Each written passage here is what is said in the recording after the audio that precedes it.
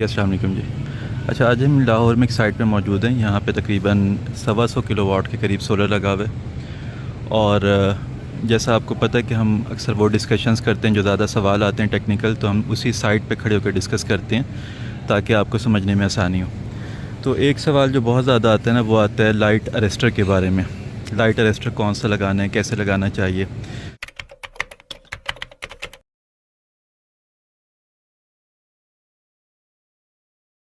और वो मेरे से मशवरा करते हैं। बहुत सारे लोग आप जानते ही हैं कि किस तरह आप मेरे से बात करते हैं। मैं कुछ आपसे सवाल पूछता हूँ, उसका लेआउट पूछ रहा होता हूँ, उसकी लंबाई चौड़ाई पूछ रहा होता हूँ। तो इस वक्त तो सोलर लग चुका है, सारा कुछ लग चुका है, लेकिन मैं आपको इसकी जो इनिशियल ड्राइंग्स थी वो सारी मैं शेयर करूँगा, इसी वीडियो पर लगवा दूँगा ताकि आपको देखने के बाद आइडिया हो जाए। अब स्टेप बाय स्टेप अप्रोच क्या होती है, जब आप मेरे से डिस्कस करते हैं तो मैं आपसे क्या पूछता हूँ। ये बहुत अलग अलग छतें हैं, आपको थोड़ा सा अंदाज़ा हो जाएगा। और मसलन ये एक रूफ़ है, ये रूफ़ है, उसके बाद उधर से थोड़ी विड्थ कम हो गई है, उधर से और कम हो गई, उसके पीछे थोड़े से और उधर नीचे भी लगे हुए हैं, तो विड्थ कम हो रही है। लेकिन ओवरऑल अगर आप ऊपर से देखें, जो इस वीडियो में आपके पास मैप आ जाएगा, इसका सेटेलाइट मैप, तो तकरीबन ये 200 फुट चौड़ी यहाँ से वहाँ तक तकरीबन 200 फुट चौड़ी, और यहाँ से यहाँ तक मैक्सिमम 100 फीट है।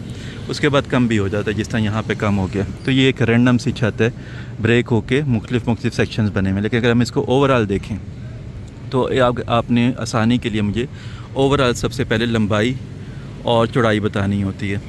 उस लंबाई और चौड़ाई से हमें इनिशियल अंदाज़ा हो जाता है कि इस पर कौन सा अरेस्टर लगना चाहिए, जिसका दायरा कितना हो।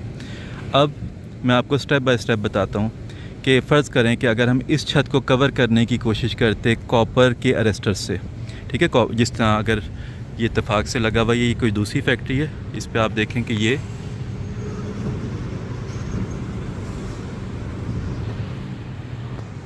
ठीक है, ये कॉपर अरेस्टर लगा हुआ है इसके ऊपर।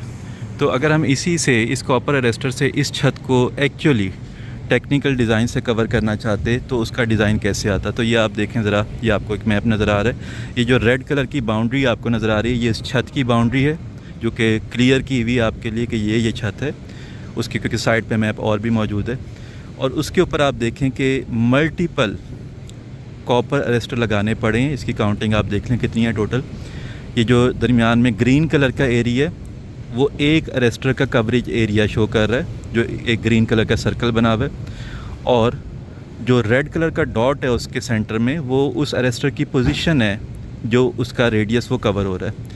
ठीक है, तो ये सिमुलेटर में डाल के जो जहाँ रेडियस बना, और ये रेडियस आप अगले उसमें देखेंगे कि ये बड़े छोटे भी होंगे हाइट के मुताबिक। मैं आपसे डिस्कस करूँगा। तो अभी ज़्यादातर, बल्कि आप इसमें भी गौर करें कि ये जो कुछ ऊपर वाले जो अरेस्टर हैं इस वक्त स्क्रीन के ऊपर वाले, उनका दायरा थोड़ा सा बड़ा आपको फ़ील होगा, और जो नीचे वाले हैं उनका दायरा थोड़ा सा छोटा फ़ील होगा। ये इसको मैं यहाँ से बता देता हूँ आपको। ये देखें, जिस तरह ये छत है, इस छत पे ये जो टंकी पड़ी है, अगर यहाँ पे अरेस्टर लगा हुआ है तो उसका दायरा, क्योंकि हाइट ज़्यादा हो जाएगी तो उसका दायरा भी बड़ा होगा जब हम सिमुलेशन करेंगे उसकी। और जब इधर छत पे हम अरेस्टर लगाएंगे तो उसकी हाइट, उस छत की हाइट जो कि ऐड हुई थी अरेस्टर की हाइट में पोल में, तो वो उसका दायरा बड़ा हो गया, जबकि यहाँ पे अगर हम लगाएंगे तो उसका दायरा छोटा बनेगा।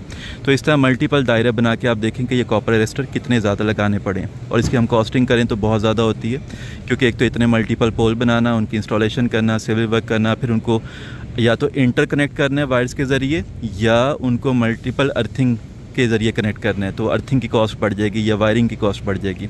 अगर हम इससे अगले स्टेप पे आएँ, इससे अगला स्टेप ये कि इससे थोड़ा बड़े दायरे वाला अरेस्टर लगाएं, तो वो है ER अरेस्टर। ये आपको स्क्रीन पे नज़र आ रहा होगा कि अगर हम ER अरेस्टर लगाएं तो इसमें भी आपको नज़र आ रहा है कि 2 ER अरेस्टर से तकरीबन सारी छत कवर हो रही है। थोड़ा सा आपको एरिया नज़र आ रहा होगा कि वो ग्रीन रेडियस के अंदर, ग्रीन सर्कल्स के अंदर नहीं है, लेकिन बाकी तकरीबन पूरी छत कवर हो रही है। ठीक है, तो इसमें भी आप गौर करें तो एक दायरा आपको थोड़ा सा बड़ा नज़र आ रहा है और एक दायरा थोड़ा सा आपको छोटा नज़र आ रहा है। उसकी क्या वजह है? उसकी वजह सेम यही है। आप इसको ये देखें दोबारा से छत पे कि एक अगर हम यहाँ पे लगाएं अरेस्टर पोल के ऊपर ER अरेस्टर, तो ये छत की हाइट, ये ममटी की हाइट और ये पोल की हाइट जब ऐड होगी तो सिमुलेटर में जब डलेगा तो इसका रेडियस ऑटोमेटिकली बढ़ा आएगा हर अरेस्टर का, चाहे वो कोई भी अरेस्टर हो, किसी भी टाइप का हो। जैसे जैसे उसकी हाइट बढ़ती है उसका रेडियस बढ़ता है। तो ER अरेस्टर का ये ऊपर वाला रेडियस आपको बड़ा नज़र आ रहा है, और ये जो साइड पे एक और लगा हुआ है उसका रेडियस आपको छोटा नज़र आ रहा है, और इससे तकरीबन पूरी छत कवर हो रही है। थोड़े से एरियाज़ अभी भी बाहर हैं। ठीक है, तो अगर हम इसकी कॉस्टिंग पे आएँ तो ये बज़ाहिर एक ER अरेस्टर की कॉस्ट कॉपर वाले अरेस्टर से ज़्यादा है, लेकिन क्योंकि ये 2 लगे हैं तो ओवरऑल कॉस्ट प्रोजेक्ट की कॉपर अरेस्टर के मुकाबले में बहुत ज़्यादा कम हो जाएगी। हालांकि एक पीस महंगा है, एक प्रोडक्ट महंगा है। अच्छा, उसके बाद एक और हम देखते हैं जो कि एक्चुअली इस साइड पे लगा हुआ है, वो है ESE arrester technology, early streamer emission technology. इसका रेडियस सबसे बड़ा इंजीनियरिंग में सबसे बड़ा रेडियस माना जाता है। अच्छा, अब एक्चुअली इस साइड पे यही लगा हुआ है। अगर आप ये देखें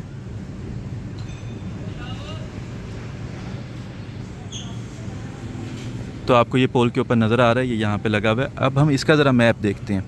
इसका आप मैप देखें तो ये एक अरेस्टर है जो कि यहाँ पे लगा हुआ है और इसका दायरा इतना बड़ा है कि तकरीबन पूरी छत कवर हो रही है। और क्योंकि ये साइड के एक साइड पे लगा हुआ है, बैक साइड पे, तो असल में ये बैक साइड पे भी इसका रेडियस है, लेकिन वो क्योंकि इस फैक्ट्री के लिए कोई यूज़फुल नहीं है, लेकिन वो नज़र आ रहा है बहरहाल। अच्छा, इसमें एक और टेक्निकलिटी भी है। जब ये डिज़ाइन हो रहा था यहाँ पे, जब इन्होंने मेरे से डिस्कस किया था, तो ये यहाँ से ट्रांसमिशन लाइंस गुजर रही हैं, ये आपको नज़र आ रही होगी। इन ट्रांसमिशन लाइंस के ऊपर असल में अर्थ वायर नहीं गुजर रही। ज़्यादातर ये होता है कि ट्रांसमिशन लाइन के ऊपर अर्थ वायर गुजर रही होती है, और वो अर्थ वायर बेसिकली, उसको कहना नहीं चाहिए अर्थ वायर, वो लाइट अरेस्टर वायर होती है जो कि पोल के थ्रू अर्थ से कनेक्टेड होती है। ठीक है, तो वो टॉप से गुजर रही होती है आमतौर पर। ये फेज़ वायर गुजर रही हैं तो इसके टॉप से यहाँ से गुजर रही होगी। तो कुछ साइट्स ऐसी भी होती हैं जहाँ से ट्रांसमिशन लाइन इतनी करीब गुजरी हो जहाँ पे हो, अगर इसके ऊपर लाइट अरेस्टर वायर होती तो हम उसको भी कैलकुलेशन में शामिल करते। लाइट अरेस्टर वायर की लेंथ, उसकी हाइट को भी इस मैप में शामिल करते। और कुछ एरिया जो पोल का, जो आपके सोलर पैनल्स का उस साइड का एरिया हो सकता है, वो उस लाइट अरेस्टर वायर के उसके शेडो के अंदर आ जाता।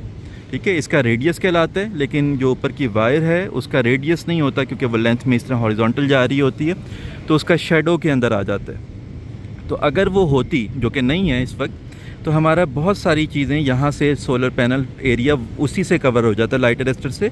और हम अपनी डिज़ाइनिंग के लिए जो अरेस्टर लगाते हैं वो इस साइड पे अरेस्टर लगाते हैं, और हो सकता था कि अगर वो light arrester wire transmission line पे होती तो एक ER अरेस्टर लगा के ही ये सारा एरिया कवर हो जाता। ठीक है, जैसे ये सारे आपको मल्टीपल सिनेरियोज़ मैंने बता दिए, तो आपको देखने में आसानी हो, आपको सोचने में आसानी, जो आप मेरे से डिस्कस करते हैं। अगर मेरे से डिस्कस करना है कभी आपने, तो इनिशियली आप मैसेज पे स्टार्ट ही यहाँ से किया करें कि अगर लाइट अरेस्टर लगाना है, अगर आपके पास ड्राइंग पड़ी हुई है जिसमें लेंथ विड्थ सारी सोलर पैनल की लिखी हो, वो मुझे भेज दिया करें। अदरवाइज़ कागज़ पे सिंपल पेंसिल से आप ड्राइंग बना के भेज सकते हैं कि ये छत है, इतनी लंबाई चौड़ाई है। अगर सेक्शंस हैं मुख्तलिफ वो बता दें। अगर 2 अलग अलग छतें, दरमियान में फासला है तो दरमियानी फासला भी लिख दें, छत की ऊंचाई भी लिख दें। अगर उस पर ममटी है, जो कि ममटी और कोई भी बिल्डिंग अगर ऐसी है, तो उसका फ़ायदा ये होता है कि हमें पोल की हाइट में वो ऐड हो जाती है, तो हमारा रेडियस बड़ा हो जाता है। तो अगर कोई चीज़ ऐसी है जिस तरह इस साइड पे आपको नज़र आ रहा है, तो वो बता दें कि यहाँ पे इस साइड पे ममटी है, ये इतनी हाइट की है, तो वो हम सिमुलेटर में डाल के आपको पूरा रेडियस कैलकुलेट करके बता देंगे। तो ये क्या हैं, ये इस वक्त जो आपने सारे देखे हैं जो कॉपर अरेस्टर है, तो वो तो जनरल है। जनरल का मतलब मार्केट से मिलता है, लेकिन उसमें भी ये सारी कैलकुलेशन जो हुई हुई है वो क्वालिटी कॉपर अरेस्टर के लिए हुई हुई है। बहुत सारे ऐसे भी कॉपर अरेस्टर होते हैं जिसमें मेटल की ख़राब मिलावट की होती है, हत्ता कि नॉन मेटल की भी मिलावट की होती है। नॉन मेटल की मिलावट का मतलब हमारे पास एक्चुअल एक पीस आया था जिसमें सीमेंट उसके अंदर भरा हुआ था। ठीक है, तो वो तो जाहिर सी बात है कैलकुलेशन नहीं हो सकती। तो ये कैलकुलेशन प्योर सही, उसमें चाहे ब्रास मिला हो कोई मसला नहीं है, कॉपर में ब्रास मिला हो वो ठीक है, लेकिन नॉन मेटल पार्ट या क्वालिटी के ऊपर ये बना हुआ ठीक है। दूसरा आपने देखा ER अरेस्टर, और जो तीसरा आपने देखा है वो स्पेसिफ़िकली जो ये रेडियस है जो ESE अरेस्टर का है, वो है इंजेस्को कंपनी का 6.3 मॉडल का।